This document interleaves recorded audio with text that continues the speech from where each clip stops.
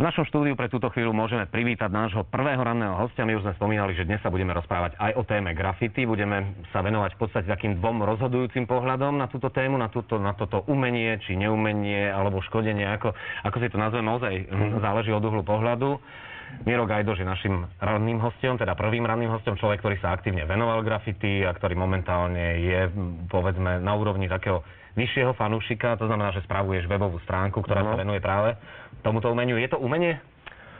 No, záleží hlavne od uhla pohľadu, lebo osobne môj názor je asi ten, že graffiti je približne niečo ako umelecký vandalizmus, lebo určite nejaký ten prvok umenia tam bude, lebo nemôže každý vlastne zobrať ten sprej a namalovať naozaj to dielo pod tým mostom farebné. Ale na druhú stranu, keďže k tým graffiti patrí práve aj tie čmáranice, tie tagy a tie striebra na tých uliciach a všetky tieto veci, aj tie trainy samozrejme, tak je tam určite aj ten vandalizmus, no a určite záleží skôr od toho uhla pohľadu na tú vec. Ako to vidíš ty dnes, pretože možno je rozdiel medzi, povedzme, kresbou, ktorá je na nejakej betónovej ploche, ktorá neslúži na nič iné, a rozdiel je medzi počmáranými budovami, ktorých naozaj máme plné mestá, na Slovensku, ale ide naozaj o ľubovoľné stavby. Môže to byť čerstvo vymalovaná fasáda nejakého pekného domu v centre mesta, ktorá mohla stať spustu peňazí. Zrazu tam vidíme tie tagy a nejaké tie dielka. Ako sa na to dívaš? Vieš čo, všetko je to vyslovené ten uhol pohľadu, lebo ľudia ako tak vnímajú graffiti v nejakých dvoch sférach, hej. To znamená, samozrejme tie farby, krásne, farebné, všetko. Môžeme si niečo prípadne aj ukázať? Jasné. Tie písy sa páčia väčšine tým ľuďom a práve tie čmárenice, tie striebra, ktoré sú dosť ako agresívne a je to aj dosť egoistické vlastne zo strany tých mladých cháňov, čo to robia, sa im nepáčia, hej.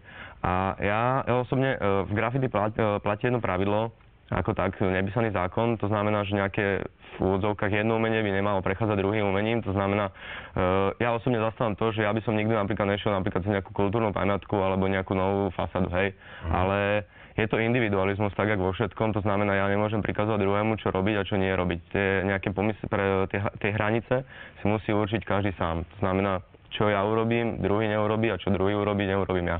Áno, v podstate dalo by sa povedať, že je to taká forma istej umelecké anarchie, ak by sme to takto nazvali? Môže byť kľudne. Asi aj takto. Existuje téma, a to už je v podstate divácka otázka. Od Vierky z Bratislavy, ktorá by chcela vedieť, či aj sú námety, ktoré grafici nikdy nepoužívajú a vyhýbajú sa im. No, pokiaľ viem, tak všetko. Absolútne všetko. Všetky témy, všetky námety, všetko. Ale hlavne ten prvý počiatok graffiti, teda, alebo ak by som to nazval, je v tom, že každý vlastne píše to svoje meno. Každý ten writer má svoje meno, svoj štýl, svoj určitú tú typografiu, kaligrafiu, ktorú práve formou toho spreju prenáša na ten múr, alebo na ten vlák, alebo a tak ďalej. Tak možno nejaké témy, prepáč, Andrea, možno nejaké... Podľa toho, čo vy hovoríte, tak to znamená, že všetko je umenie a to znamená, že aj také všelijaké čiaročky, čierne, neidentifikovateľné, abstraktné sú. To už sme tak nejako uviedli v podstate na pravú mieru, že čo možno a čo nemožno, povedzme, považovať za to klasické, tradičné a naozaj nadúpané graffiti. Malo by to mať aspoň nejakú takú hodnotu.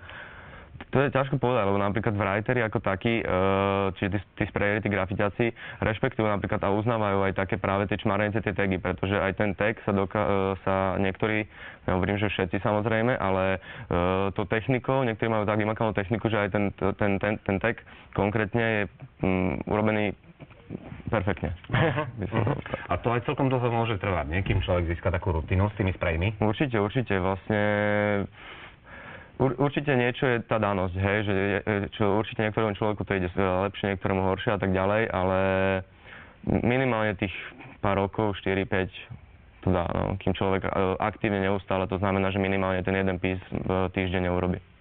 Je samozrejme, že tak ako existujú grafitiaci a ich postoj k tejto veci, tak existuje aj tá druhá strana. Dnes to budeme mať napríklad pána, to bude náš ďalší host, ktorý je z pamiatkového úradu. Chcem sa ťa opýtať, v prípade, niektoré mesta to tak chceli riešiť, že teda vydelia nejakú voľnú plochu, ktorá bude pre ľudí, ktorí sa venujú grafity, ale v momente, ak je niečo dostupné a je možné tam striekať, tak už to vraj nemá celkom tú šťavu.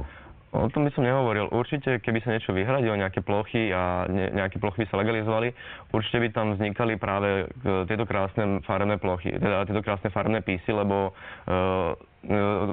veľakrát sa stáva napríklad, že aj pod mostom La Franconi, ktorý si väčšina ľudí mylne domnieva sa, že je legálny, tak práve nie je legálny a dojdú tam policajti a proste sa to pokutuje a tak ďalej a tak ďalej. To znamená, že určite tie plochy, keby boli legálne, tak sa tam maluje krásne, veselo, farebne, hej. Ale ako hovorím, opakujem, ľudia sú individuality, to znamená, môžeme tu vyhradiť nejaké plochy, ale tí ľudia, ktorí budú chceť, tak pôjdu všade proste. Ten graffiti je neuveriteľný egoizmus, to znamená, keď ten človek proste bude chcieť, konkrétne tá individualita, ja nehovorím, že konkrétne ja, ale hoci kto iný bude chcieť, pôjde, urobí, hotovo. Jasné. Asi najväčším problémom sú tie vlaky, to tak najviac kole oči tej verejnosti, ale zároveň to má v tej grafitiackej hierarchii asi aj najväčšiu hodnotu, urobiť train, takzvané. Môže byť, skôr som, už ľudia, jak dospievajú tí writeri jedno s druhým, jak preskakali on tými levelmi, tými úrovňami, tak môže byť, hej, train je jedna vec, niekto preferuje trainy, lebo dáva mu tú istú dávku adrenalínu a tak ďalej. Je pravdou to, že ten pís, ktorý je, ja neviem, Bratislava pod mostom La Franconi, nikdy v živote neuvidí, ja neviem, človek zo Žiliny a z Košíc, dokým sa nepríde, kdežto keď namaluje ten človek ten train, tak ten tam príde, človek stojí na stanici, dojde strašný panel a je to super. Pojazdná galéria. Tie vlaky sú ešte v takej primeranej výške a naša diváčka Bibiana z Bratislavy sa zamýšľa nad tým, ako sa niekedy grafity dostanú do 3-metrovej výšky. No, lešením. Prezrate, no nejaké know-how vaše. Tak rebríky, lešenia, lana, všetko možné. Ale nejde tam predovšetkým o rýchlosť, aby to urobili čo najrýchlejšie, aby ich nikto nenačapal? Viete čo, to je tak, to je diskutabilné, no, akože napríklad v Prahe konkrétne urobia chlapci za noc na frekventovanej ulici bombing, to znamená to striebro, ktoré je, ja neviem, 4x20 metrov a urobia ho tam na frekventovanej ulici v strede mesta. Prezrate, a sú medzi sprejmi aj takí nepraníci, že si navzájom prečmarúvajú tie svoje dielka? Určite sú. To patrí k tej kultúre viac menej. Možno o tejto téme niekedy na budúce, myslím, s touto stranou. Jasné. Miro, ďakujeme veľmi pekne za návštevu. Našim divákom ponúkame dopravný servis, ale samozrejme túto tému ešte v rámci dnešného vysielania rozhodne neopúšťame.